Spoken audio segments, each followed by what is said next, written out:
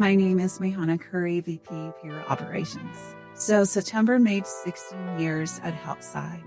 Started out as a payroll manager, worked my way into a director's position, and now into a VP position.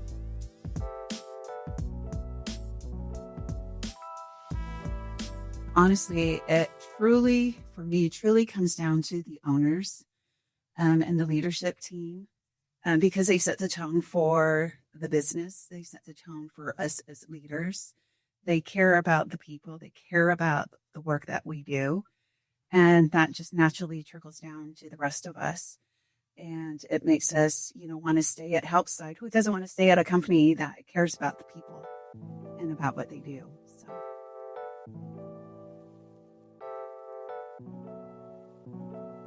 There was a point in time that I was looking for employment after taking time off with being a mom to our youngest child, who's now 20. And it was time to get back into the work industry. And so I saw a position available at Helpside through a recruiter and applied for the position and got hired on with Rick, John, and Jason in the room interviewing me. That was kind of fun. I liked it. Not intimidated. I liked it. They had great questions, and obviously I just told myself to be myself.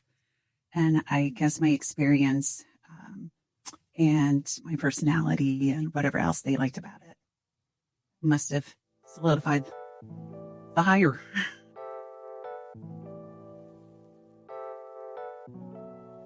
So I started out in payroll at Intel Corporation. Actually, I started out at Intel Corporation in the filing room, filing employee paperwork. And they were looking for someone to add to their payroll team. And the payroll manager reached out to me and asked if I would be interested in applying. And I told her, I said, I would love to apply, but I have zero skills in payroll. She says, perfect, I can teach you. And so from that day forward, I started my career in payroll. I loved it. I'll be honest. I was with Intel 2 years as a contractor and then 12 years as what we call a blue badge, which is full-time employment. I loved it there. I loved the people that we worked with. I loved what we did. I guess maybe that's what got me into really being passionate about payroll, learning about payroll. And it was also challenging. So it also challenged myself to learn new things, to figure out how to resolve certain problems. It taught me how to work with a diverse group of people. They have a university called Intel University, which requires every employee to attend. So you go into presentation 101, presentation 102. You learn about effective meetings at the company. You learn about constructive confrontation in the company. And there's opportunities for you to become a teacher as well at Intel University. And so I was able to learn constructive confrontation and be able to teach that course at Intel U. I taught for a year because our department was then notified that we were going to move to Costa Rica. So our department was being outsourced to Costa Rica. And so we needed to put plans in place to prepare the transition there. I, however, decided to leave and because I just gave birth to my son. And because I decided to leave, I was able to stay home for quite some time, which I've never had that opportunity with any of my other children. 6 weeks old, they were in daycare and I was back at work. So this gave me an opportunity to really feel like a mom.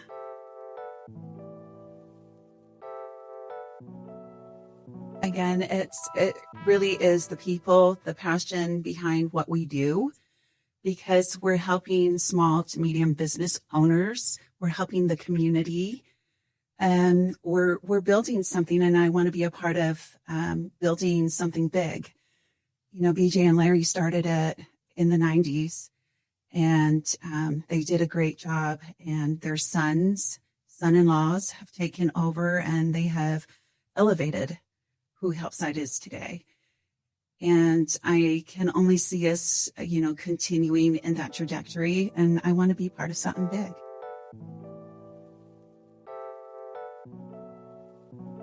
Helpside, back then it was A+ benefits when I started, was completely different from the type of payroll that I was used to administrating and managing. Because I was used to administrating payrolls for the company that I work for and the people, taking care of the people that work at the company. And when I first came here, I don't know if I should say this, but when I first came here, I thought, what did I get myself into? I no longer have one boss. I have 500 different bosses now because you have all your clients that you're tending to. And I thought I was way in over my head. Jake was really great. He was really patient with me. Jason was my manager. He was really great in guiding me and helping me. So because of them, I'm still here today. Well, I did think I was getting in way over my head once I realized that this is what I don't want to say outsourcing, but this is what this role entailed. And coming in, when you're coming into a new role, into a new company, you're trying to learn that company, that culture. And I'll be honest, it wasn't the type of culture that I'm raised in. So that was a lot for me to learn as well. But being born and raised in Hawaii, we have so many diverse ethnicity there that it helped me. We have many different nationalities there, and we're just all people. I'm born and raised in Hilo on the Big Island of Hawaii. I am not fluent in it. I understand here and there, but I've never been fluent in it. We grew up English, or what we call Pidgin English, which is broken English, which is now an official language. Just want to say it is recognized as a language, Pidgin English. I do cook. I don't cook as much anymore because now it's pretty much my husband and I at home and a 20-year-old that comes and goes. But there are times when the kids were younger and friends would all come over, I'd be cooking a big meal for everyone, from, the standard teriyaki chicken to what we call huli huli chicken, making chicken long rice, getting poi sent in that's frozen and, thawing it out and cooking it through so that it's not lumpy. We're able to do certain stores up here have luau leaves, so you can do squid luau. I haven't been able to make laulaus, but there's businesses around here that have it, and I can, purchase it and then bring it home and we eat it. Yeah.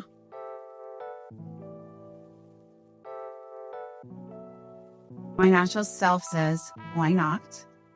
Why not small business? Why not help the community?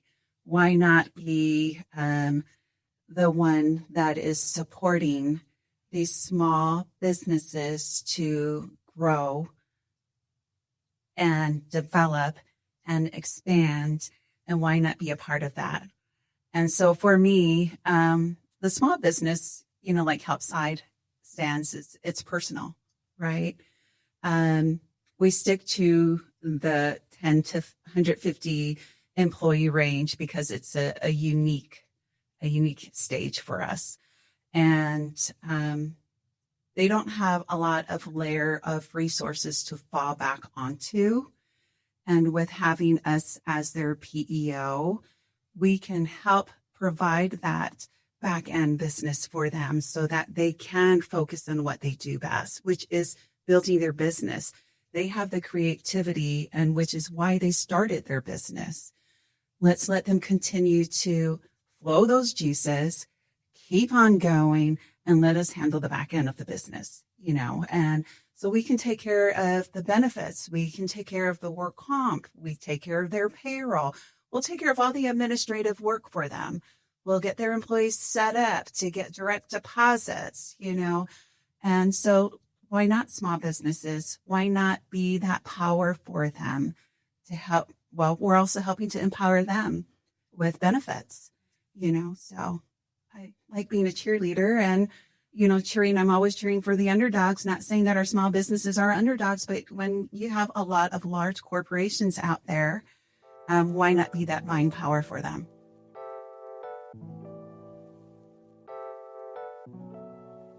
Yeah, so I have several different groups under the payroll umbrella. So we'll start with the implementation team. So the implementation team will set a client up in Prism. They will enroll all the employees in Prism. They'll get everything set up to run the first payroll. They will work hand in hand with the client to make sure that we understand if they have PTO plans, how should it work, if they need to be set up in time clock, are they going to enter in their hours into Prism? Are they wanting to send us an email with an Excel spreadsheet? Can we import that for them? Or do they want to enter that information? So we learn about the business, the people that run the business, the people in the position that we're working with. And we try to understand the ways that they've done payroll before and what we can do to make it simplified for them. So that's what that first group does, is they take care of all that setup, all that scrubbing of data and information. And once they run the first payroll, they will transition it to the processing team, where they'll find a permanent home.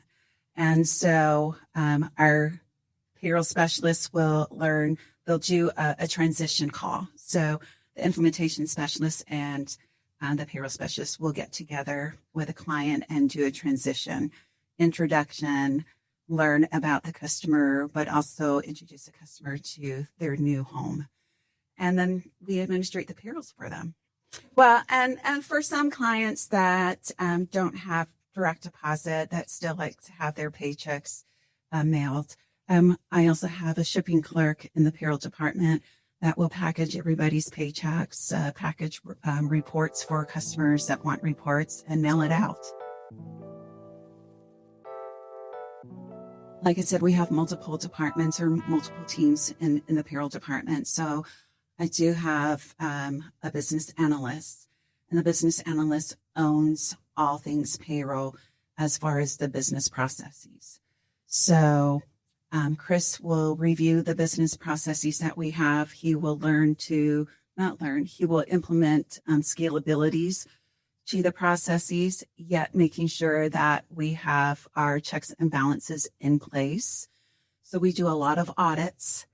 We make sure that what the customer gives us is what we're giving them in return, but also trying to be proactive in looking at the information they provide us to see, does this look a little bit weird? If it does, let's pick up the phone and give the customer a call and verify with the customer before we just go ahead and administrate it. They get an implementation specialist because we still tie the implementation specialist that onboards them. So each payroll specialist is assigned an implementation specialist. So whenever there's a question that comes up that is outside of processing the payroll, they work directly with that person so that the customer just has to work with that one person, and we will field the questions and try to get the support for them.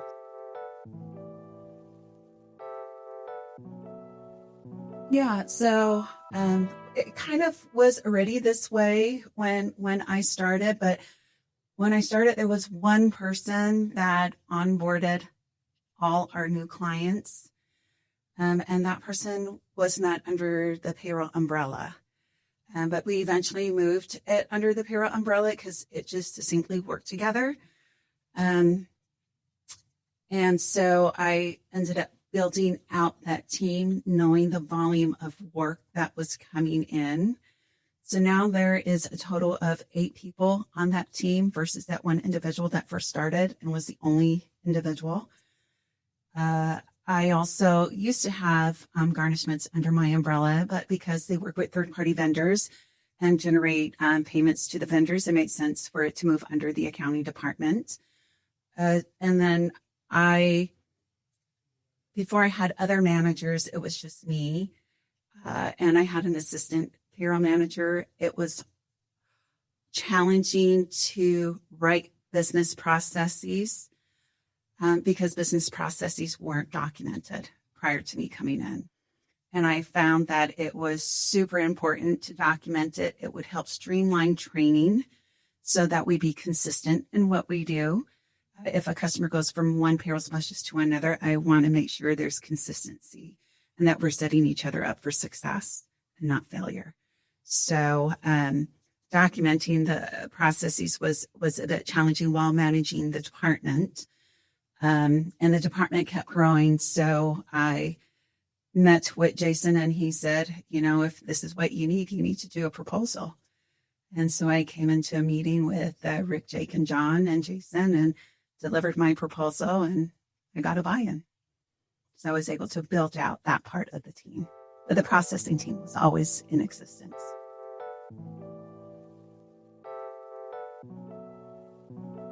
It made me stronger to leave and say, I know what my worth is. Say, understand that I have value to add somewhere. So that made me stronger. Second of all, it's, I never wish that amongst my worst enemy. And because I don't want to wish that on my worst enemy, why would I even do it to people that work with me or why would I even want to do that to someone? Yeah. So I just choose not to manage that way. I like to teach. I like to coach. If something has gone wrong, I like to have them walk me through what they did and see if they can discover the aha moment for them, because it becomes a better learning situation when they create that aha moment for them. If I'm telling them you did A, B, C, and D wrong, and this is what you did wrong, and this and that, they're going to shut down. But if you make them be a part of in walking you through what they did, okay, then what's next? In between those steps, do you see something that maybe you could have done differently? Well, yeah, I could have done this over here. Do you think that's something we can implement moving forward? Yeah, I can absolutely do that. I said, okay, well, let's give it a whirl. I would say the leadership here at Helpside has definitely humbled me, has definitely taught me that it's okay to manage with kindness. Coming from a large corporate world, you're always managing to metrics, KPIs to the numbers, right? Yet to individuals as well. And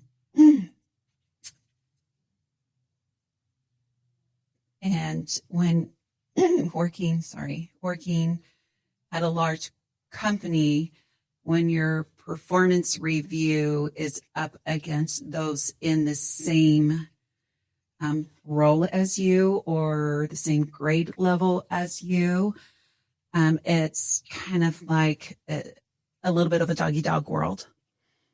And so you're always fighting. You're always fighting to do better. And that I like that about that process because it made me want to do better.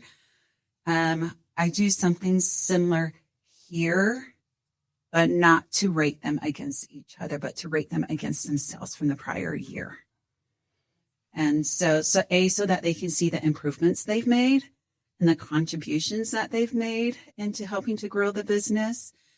Because if they see that they're being of value, because sometimes you get into the day-to-day work, you kind of sometimes may lose seeing your value.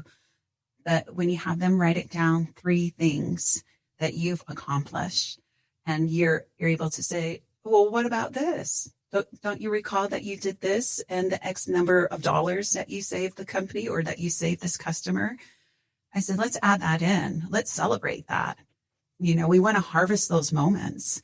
We want to celebrate those moments.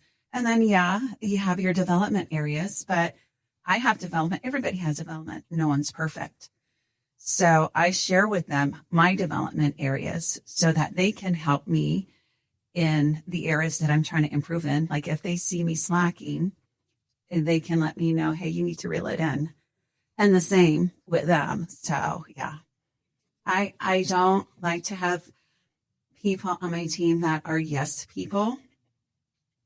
I love my managers that I have on my team because they're not afraid to call me out on things.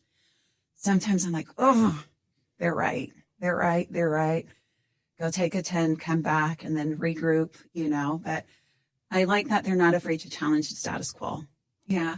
And I'm grateful that I still have relationships with my manager from Intel. Till this day, I can call her up and say, I have a challenge with A, B, and C. Here's what I think.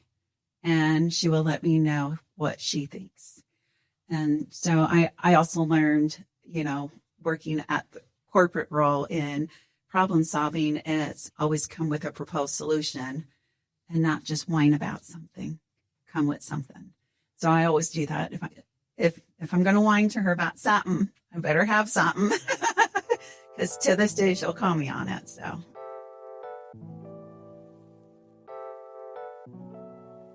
When you're looking to hire someone, their resume speaks volumes, right? It tells you all the experiences they have. Usually when I'm hiring, I ask, several different questions to be answered first. And depending on that response, you either move on or you don't. And then I'll take a look at your resume, etc. So I can see that you have the experience. Now, when it comes to the interview, I'm looking for someone that's going to be a fit for the culture. Fit for what we do and how we want to represent the company. So I look, these 3 things have been instilled in me from day one I started working here is happy, hardworking, and teachable. I don't know if Rick and Jake has talked about that before, but those are the 3 things that they instilled in me that they look for in employees that work here. Are they happy? Are they hardworking? And are they teachable? Because if they're teachable, you can teach anybody anything. And if they're hardworking, you know that they're going to get the job done. And are they happy? That's great. That's not so much as one less thing you need to worry about, but that adds to the positivity of the culture and to the atmosphere. So if I have someone that is hardworking, teachable, but they don't seem happy, they just seem like they have a chip on their shoulder, I will pass on that because I'm looking for that well-rounded individual that can help contribute towards what we're trying to build here or what has been built. And I want them to help us take and elevate the company to where we want to go. But what I love about my team, as we build it, Helpside, a couple of years back, allowed I reached out and did another proposal because I wanted to get people be certified payroll professionals. And I had people that were wanting that. And so if they took the test, studied and, got their certification, we paid for everything. And that's a lot of money. And so we had several people that went through it. And if you went through the whole program and you didn't pass the test, then, we worked with them on a minimal amount that we collected. But nevertheless, the company, what I love about my team is that they always want to learn. They want to know more about payroll. They know they don't know everything about payroll. And so they want to learn the ins and outs and understand not just the processing side of things, but they also want to learn the accounting side of things, the reconciliation side of things, the management side of things. So this certification gives you all of that. And so we have 4 people now that are certified payroll professionals. And so I want to continue that with the team and challenge them to want to develop and grow in their craft.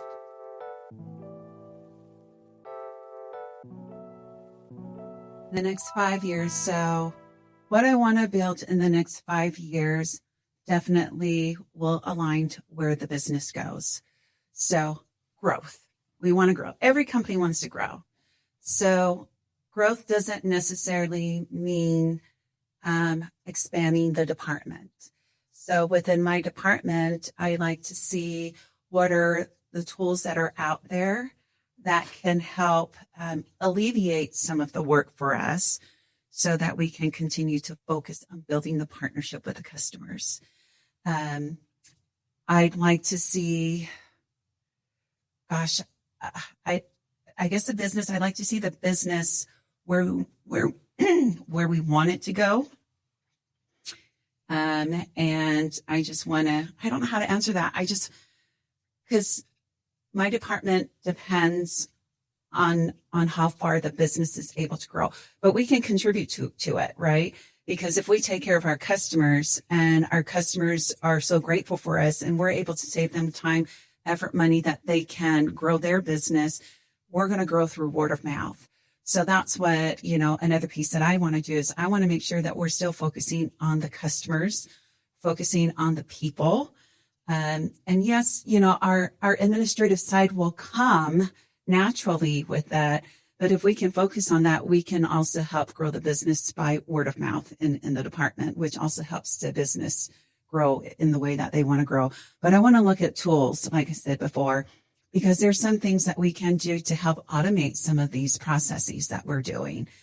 AI is, one of the newest and biggest and greatest things that are out there. How can I take AI and utilize it in payroll? What are some things that we're doing that AI can automate for us? Can we have something that a customer sends us an email, and can that, if they're requesting me to pay somebody $50 for a commission or a $50 bonus, is there a way that AI can help me take that and put that into the software for me? And that is to scale our processes so that it'll help us to continue to focus on our customers. Well, we are starting to use AI. We're using, we had a pilot program. My team has been piloting a project called Nexus. And so Nexus does that. Our customers will email us, and it will look at the data in our software system in multiple places, and it'll craft a response up. And we will review the response, edit to make sure it sounds like us and not so robotically. But what it does is it retrieves the data so that we don't really need to do the research. And so we can craft the response the way that we are, make it sound more human if we want to, and submit that response. So I'm scaling the process of the research that needs to be done because the tool is doing that research for me. So yeah, I'm waiting for the response for about a minute. But think of that 30 minutes I would have put into the research to find the information that the customer is wanting. And so we worked with the development team, and they built us an audit tool. So that audit tool now will audit the data instead of my team spending 50 to 60% of their time reviewing and manually check marking, looking at that check marking, looking at this check marking. So we're scaling the process by creating new tools that will help automate things. On the back end, so we have a lot of tools that helps the customers on the front end, where we're still manually doing on the back end. So we have a PTL tool that's being worked on right now that can help us. But for the implementation team, I want to focus on them, on scaling some of their processes that they're still manually doing, and ask the why. Why are we still manually entering this in? Is there an opportunity to automate this? Is there an opportunity for when the customer enters it in the tool that it can be automated directly into the software? And I know that there's been some, people and I was one of them in the beginning when AI was coming out. Oh no, is it going to take my job? No, it's not taking my job. It's helping to simplify my job so that I can focus on what matters the most. And so for our customers, what matters most for them is them to continue to be creative in building their business. For me, what matters the most is quality, timely and accurate processing, but also the people. So I want to be able to still connect with the people. And so scaling some of these processes can help give me the opportunity to continue that connections with the people as we continue to grow. I don't want to lose that. I like challenging the status quo. I guess maybe that's something that got embedded into me with Intel. That was one of our values, challenging the status quo. Because if you stay stagnant, you're going to get past. And why not ask the why? And they made it safe for you to ask that why. And I wanted to continue that in my future career, wherever I ended up. And I wanted to feel safe to ask the why. And I wanted my team to feel safe to ask the why. So in our department meetings, when they ask the why, I'm like, great question. Let me think about that. I think you have a point.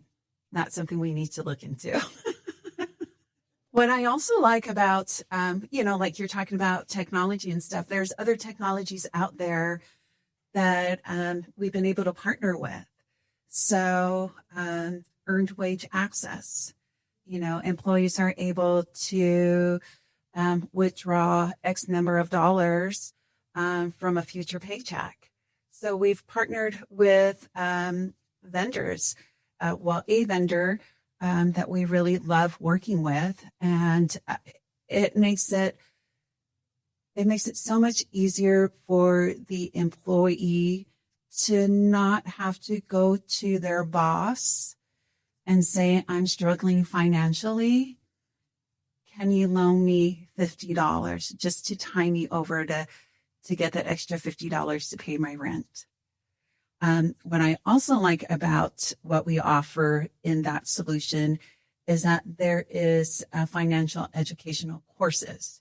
So we're not just giving away free money or money that's previously earned or that is being earned, where we're giving them tools to help them be more financially stable. So when we look at vendors, we don't just look at an easy solution. We look for a long-term solution, and that's to help the people. And so that's one way that we have partnered to look for solutions for what I feel helps to separate us from our competitors. We look for other solutions to offer our customers.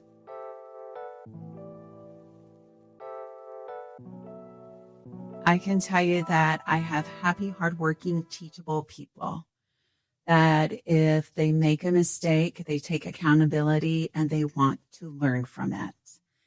And they will put things in place to mitigate something like that from happening again. I will also tell you that we do practice best practice. Our business analyst, like I said, he looks into the different laws that changed, the different supplemental rates that change. He looks at the new wage and hour rates. He will look at any PTO changes that a state may have. He looks at all those things that encompasses and make sure that we're administrating to best practice. We want to be a compliant PEO. We want to make sure that we're not doing things just to be mean to do them. We're doing them because we want to protect our customers. Also, my department is very caring.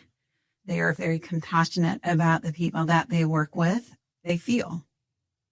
They know what it's like to earn a paycheck. They know what it's like in their past life to not get a paycheck. They know what it's like to not be paid correctly. So they all understand that. And because they understand that, that's what makes them feel for the customer and their employees. And each client gets a designated payroll specialist. Back in the day when I first started, that wasn't a thing. It was FIFO, first in, first out. You call in and you have to explain your whole situation all over again to whomever answered the phone that time. But since I've been here, that has been something that we practice. You get a designated payroll specialist. And yeah, granted, sometimes your payroll specialist will change. But I can't help that they get promoted into different roles within the company or within the department. And people want to hang on to, customers want to hang on to that person, but it's because that person is so good that they're able to move and learn new things about the business, but they're still here with us. When an employee terminates, Do you know how much time you have to turn a final check around?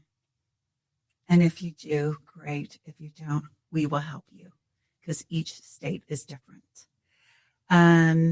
The other thing that I would say is, do you understand the new One Big Beautiful Act, OBBBA? Do you understand who gets exempt from overtime premiums? Who gets exempt from tips, taxes on tips? Do you understand all of that? Because if you do, great. But if you don't, come see me. We do. We understand all of that. And then lastly is you have a big team here at Helpside that is willing to take on that whole back end business process for you. You don't need to hire an HR person. You don't need to hire an accountant. You don't need to hire a workers' compensation person, a benefit specialist, a payroll specialist. Think of all those people that you would need to hire and the cost that it would cost you compared to one company that can take care of all of that for you at less than half that cost. So if you're looking to save money, we can do that from the benefits perspective. We can help lower your benefit costs, and we will help lower just your total back end costs.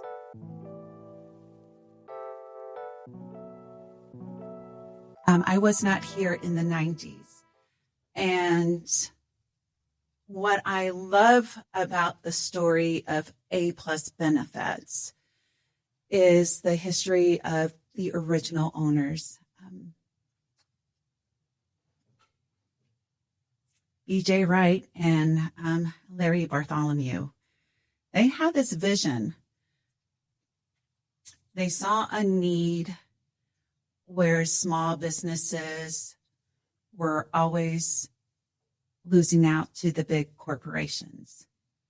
And they saw the need to provide a service for them.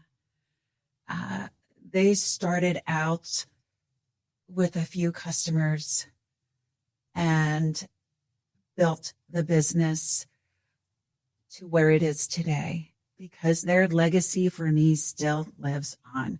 They're still here with us, but I've had the opportunity to be able to sit at a luncheon listening to BJ tell her story. And I will tell you, it was that day that had the biggest impact on me at Helpside, learning about where they started, how they started, what it took, the long days, the long nights, the sacrifice that they put in, the time away from their families to build what we have today. I get to work here today because of the leading founders, B.J. Wright and Larry Bartholomew. And they set the tone of the culture that was able to be carried on by Larry's sons, Larry's son-in-law, their grandchildren that are now working here. It's continued. And I am forever grateful to them for creating this business, seeing a need to help. And that's where it comes to, just people, period. They started it, and I would love to continue this legacy for them. They mean a lot to me. They may not know that, but they mean a lot to me.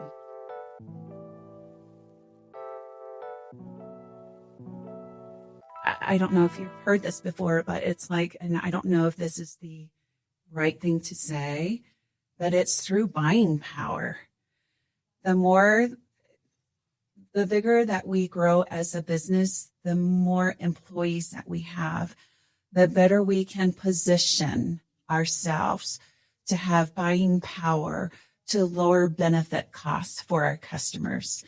And for me, that's protecting the American dream, because not only do we want to, yes, everybody wants to earn a paycheck, but what is just as important is benefits. Our customers and their employees need benefits. They need health coverage. And in order for them to have the small business owners to have that, we as a PEO need to be that buying power for them. We need to be able to protect them. We need to grow so that we can help them lower that cost. And so that's one way of me seeing how Helpside can protect the American dream.